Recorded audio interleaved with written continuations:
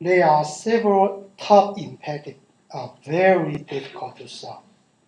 But I hope at the end of my presentation, I'll be able to convince you that there is the easy way to solve the problem. So let's take one case at a time, and we start from there. But before I do, I wanted to thank you, my two mentors, Dr. Roberts and Dr. Chang, and my wife, Sufan. Without your help, I'm just a stupid guy hanging around those stupid golf courses. Has no idea where I'm going to do in my life. I want to thank you from the very dear of my heart. Thank you.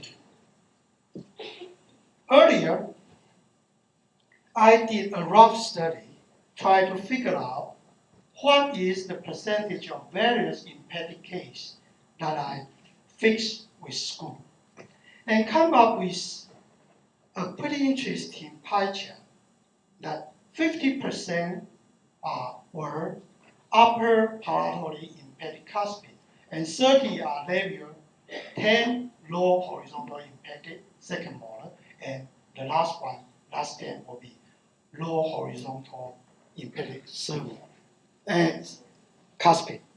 So let's start with the 50%, the upper palatal impacted cuspid first.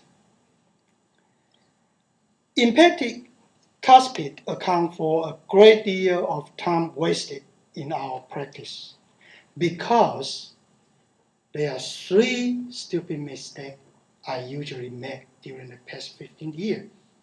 The first mistake, M, stands for mistake. Mistake number one, an accurate diagnosis is not made. So suppose we perfectly understand where this impaired cuspid located. Why? Because we have common CT today. So if I were the impaired cuspid and I was there for a couple of years, cannot get out, I will appreciate that somebody would cut a hole and let me get out of there, set me free. So that's exactly what I'm going to do. I create a scalpel. You can have the laser, whatever, and make a window. And after that, you should be able to see that. So the key number one is if you want to solve with the palatal impacted, operate as soon as possible and let the cuspid erupt by itself. And the key number two is remove the bone in the root of traction and around. So I want to use this high-speed carbide burr or diamond burr, whatever, and around the crown down to the CEJ. So usually the common mistake I make during the past couple of years is a proper surgery is not made. So I did not cut enough bone because if you didn't cut the bone, you have difficulty to recruit the osteoclasts because most of the osteoclasts come from the PDL in this area. So instead of waiting for those lazy osteoclasts, why not use osteoburr, just cut it. So that's exactly what I did. So after that, the next step, I would love to keep this wound wide open. I want to prevent rapid epistalization. I don't want a soft tissue cover again. So I use cold pad to prevent the epistalization. And 6 days later, I remove the dressing, that cold pad. And if you follow by turn, that 1 month later, the cuspid erupt into oral cavity. And 2 months, it upright on his own without any mechanical assisted tooth movement. In other words, I just let it upright. So 2 months, 66 days, we'll be able to see that tooth already upright. So key number 4, do not bond the lateral. when you bring in the cuspid into the arch. Why is that important? Let me give you an inside story. I have the privilege to present empathic cuspid last year in Boston. And after that, a young man, he said he is a young man. But later I find out he is not a young man. Give me your email and say, Chris, the best tip I learned in AAO 2009, Larry White. I hope when I grew up, I can do that. And I find out this Dr. Larry White is almost 80-something. So if Dr. Larry White believes this is the best tip he learned in last year, I would suggest you to learn it by heart. So do not bond the adjacent tools. Why is so important? Let me show you this. Suppose you want to retract this cuspid into the arch. And if I didn't bond the lateral incisor, look at the root tip. The root tip, when the cuspid hit the root tip will just slip away and go back to the original. Oh, Dr. Lee Graber, let me show you again.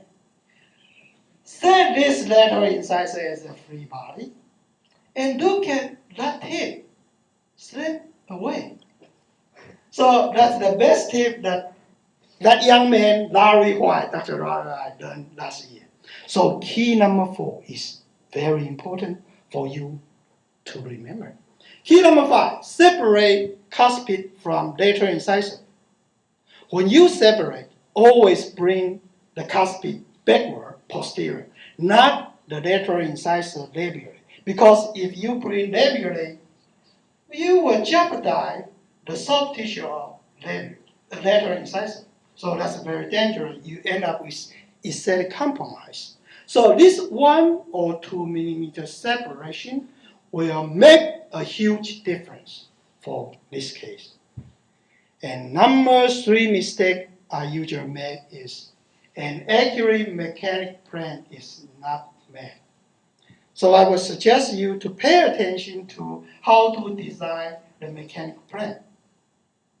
So how to hold this 014 copper type if we didn't bond the lateral incisor? That's the way I did it. I use the eyelid right here, and I bond a little bit, flow over racing, and should be easy.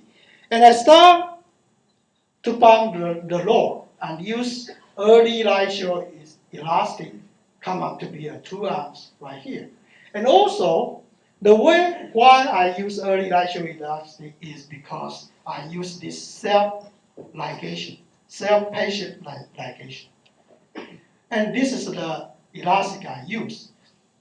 For the crossbite to correct, you also need use biturbo right here to open up the bite so the crossbite can correct. Right here. So when this cuspid get out of the original position, you will accumulate a lot of soft tissue right here. So this stage, a simple gingivectomy with soft tissue laser will make a huge difference. And you relieve the pressure here.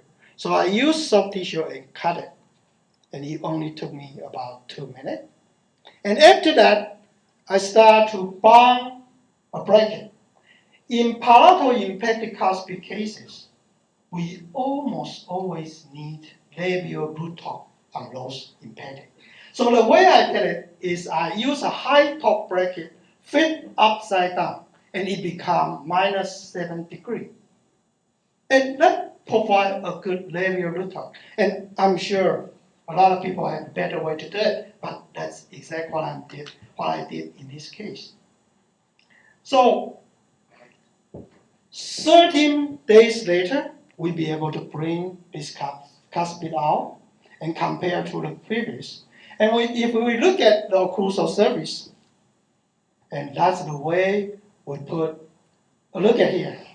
The power chain actually hook into the emphysogmatic crest, the meniscus right here. So we won't flare out the upper incisor. 11 months, that's months, 11 months, we use biturbo to control the overjet and overbind. And I also use biturbo in the posterior as well as in the anterior. So 15 months and 16 months, we close the residual space. And finally, 21 months, we get the job done. 21 months, I show you the whole procedure. So you understand what I design, the process, how I get this cuspid up. So total 32 months after treatment, in the treatment, we finish this case. And one more extra tip for this case. When we're in 11 months in treatment, we find out they have a protrusive lip and protrusive incisor. The way I did it, and also the overjet. So the way I solve is I use mini screw to retract the upper dentation, which many people already show you in this venue. So if you look at that's the way we put the infilagmatic crest, we use this mini screw to retract the anterior segment to prevent the flaring of upper incisor. So accurate diagnosis, proper surgery, precise mechanical plan. That's 3 key points to solve this case. So if I want to ask you, is this a difficult case to fix? Well, if you look at all the procedure, you perfectly understand the procedure and understand the mechanic. The answer to this question is no. It's easy. It's an easy case. You perfectly understand the mechanic.